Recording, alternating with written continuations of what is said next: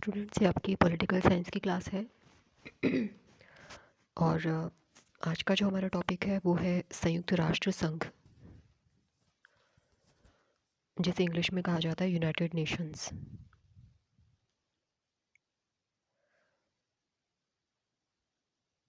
इसे हम संयुक्त राष्ट्र भी कह सकते हैं, यूएनओ भी कह सकते हैं, यूएन भी कह सकते हैं।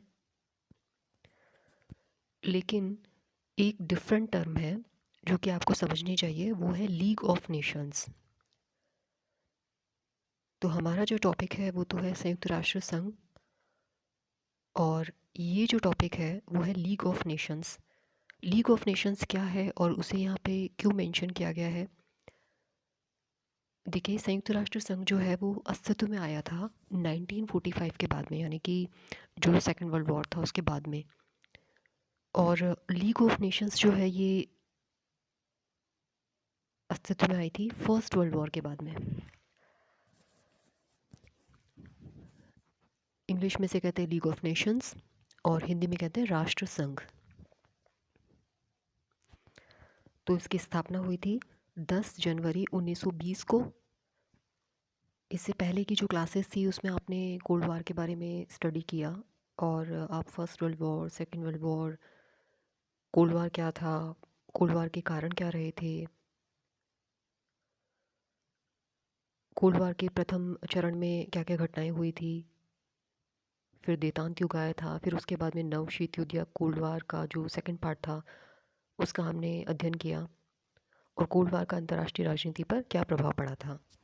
इन सब का हम अध्ययन कर चुके हैं।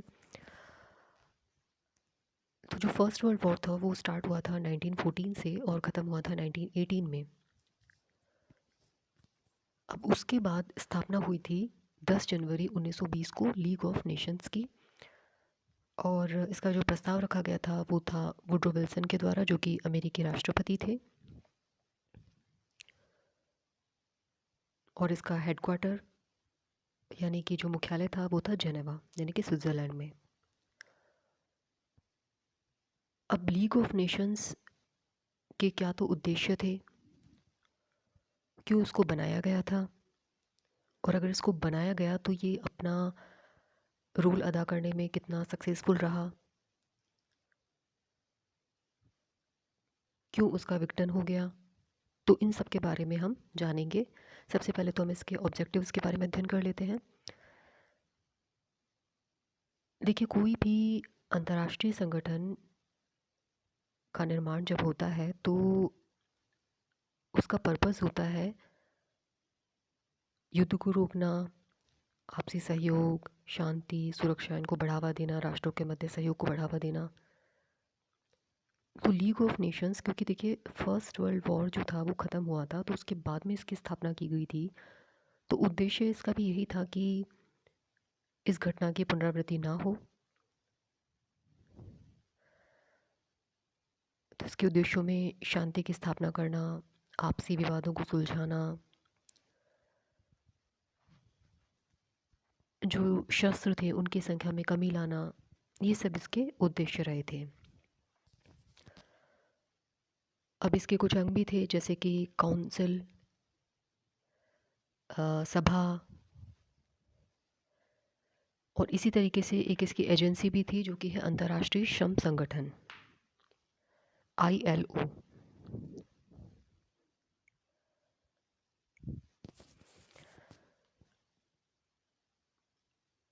राष्ट्रसंघ की स्थापना के उद्देश्य तो हमने पढ़े।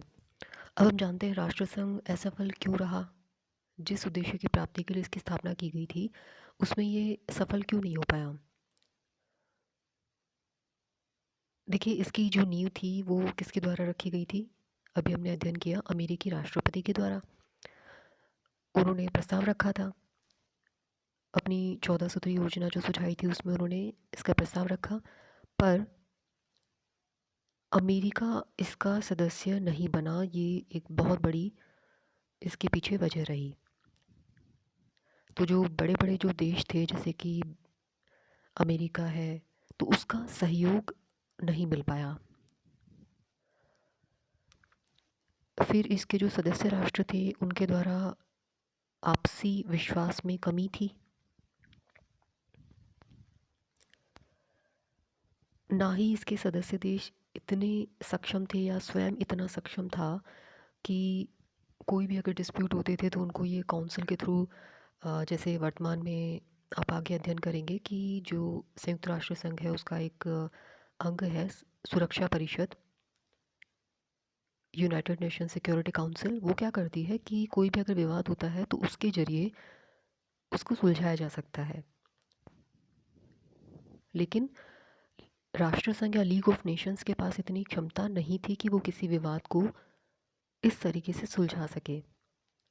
तो इससे क्या हुआ कि जो पावरफुल कंट्रीज़ थी वो छोटे देशों का या अपने से कम विकसित देशों का शोषण लगातार करती रही। उनका एक्सप्लॉयटेशन ये रोक नहीं पाया। फिर ये ओवरऑल एक अंतर्राष्ट्रीय संगठन का रूप नहीं ले सका क्योंकि इसके जो सदस्य देश जितने भी थे उनमें भी धीरे धीरे कमी आती गई, यानी कि वो इसकी सदस्यता से पीछे हटते गए।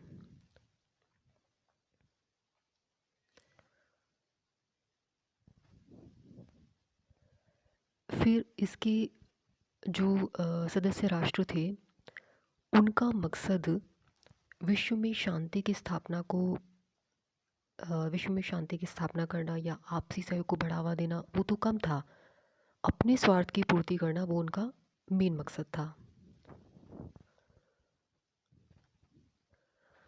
तो जिस मेन पर्पस के लिए इसको एस्टेब्लिश किया गया था कि पीस एंड सिक्योरिटी, वही पर्पस ही अचीव नहीं कर पाया। तो इसी वजह से राष्ट्रसंघ जो है वो असफल रहा। अब हमने यहाँ पे चर्चा की है अंतर्राष्ट्रीय श्रम संगठन की।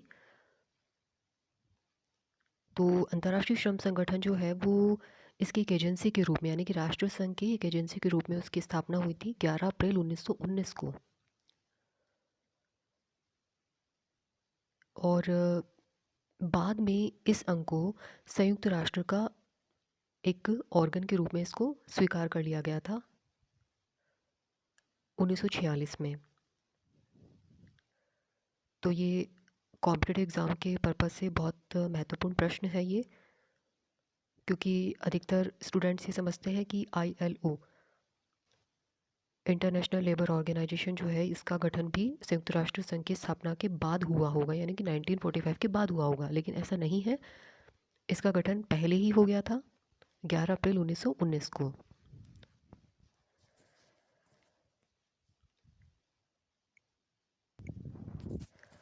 तो लीग ऑफ नेशंस जो था ये जब अस्तित्व में था तब एक देश दूसरे देश पर आक्रमण करते रहे। ना तो ये जो आक्रमण करता था ना तो उसको रोक पाया, और जिस देश पर आक्रमण किया गया उसको भी प्रॉपर सिक्योरिटी नहीं दे पाया। जैसे इटली ने इथोपिया पर आक्रमण किया, जापान ने मंचूरिया पर अटैक किया, और जो पर्पस था कि शस्त्रों की संख्या में कमी आनी चाहिए, वैसा नहीं हो पाया। क्यों? क्योंकि शस्त्र जो थे वो उनकी संख्या में निरंतर वृद्धि होती रही, और शस्त्रों की संख्या में जब वृद्धि होती है तो वो कहीं ना कहीं इंडिकेट करती है कि राष्ट्र एक दूसरे से आपस में प्रतियोगिता में संघर्ष में उलझे हुए हैं, और कभी भी ये युद्ध का रूप ले सकता है। बाद में 1946 में राष्ट्रसंघ को डिसॉल्व कर दिया गया,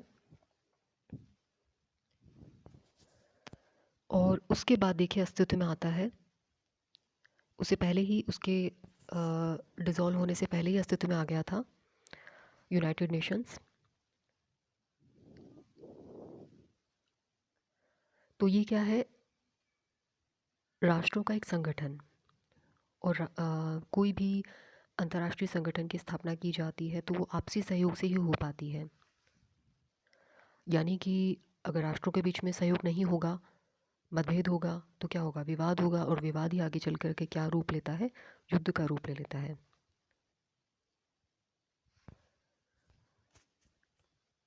तो इसकी जो स्थापना की गई थी वो युद्ध को रोकने के लिए, आपस में सहयोग को, शांति को, सुरक्षा को बनाए रखने के लिए 24 अक्टूबर 1945 को इसकी स्थापना की गई थी। अब हम यूँ कहें कि संयुक्त राष्ट्र संगठन पहला ऐसा संगठन था जो सहयोग के लिए स्थापित किया गया था, तो ऐसा नहीं है। इसकी स्थापना से पहले भी सहयोग के लिए कुछ संगठन अस्तित्व में थे, जैसे कि यूनिवर्सल पोस्टल यूनियन। लेकिन कई बार क्या होता है कि जो सहयोग के लिए एक स्ट्रक्चर तैयार किया जाता है, एक ढांचा तैयार किया जाता है, तो वो सक्सेसफुल नहीं रह पाता, और जैसे ही वो टूटता है तो राष्ट्रों के मध्य पहले की तरह विवाद जो है वो कंटिन्यू हो जाते हैं। वही आगे चल कर के बड़ा रूप धारण कर लेते हैं, यानी कि युद्ध होते हैं। तो 1914 में प्रथम विश्व युद्ध जो था वो शुरू हुआ। राष्ट्रों के मध्य आपसी लड़ाई हुई, तो जन धन की अपार हानि हुई, अर्थव्यवस्था डगमगा गई, राष्ट्रों के नक्शे बदल दिए गए।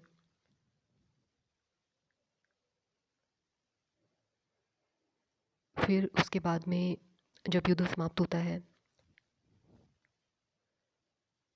तो एक नया सिनेरियो लोगों के सामने आता है। सब चाहते हैं कि अब ऐसी घटना फिर से रिपीट ना हो, यानी कि एक ऐसा संगठन बनाया जाए जो आपस में सहयोग को, शांति को, सुरक्षा को बढ़ावा दे सके। तो फर्स्ट वर्ल्ड वॉर के बाद में इसकी स्थापना की गई थी लीग ऑफ नेशंस की, जिसका भी हमने अध्ययन किया, यानी कि राष्ट्र संघ की। लेकिन वो कुछ कारणों की वजह से असफल रहा, तो उसके बाद में 24 अक्टूबर 1945 को स्थापना की गई थी संयुक्त राष्ट्र संघ की।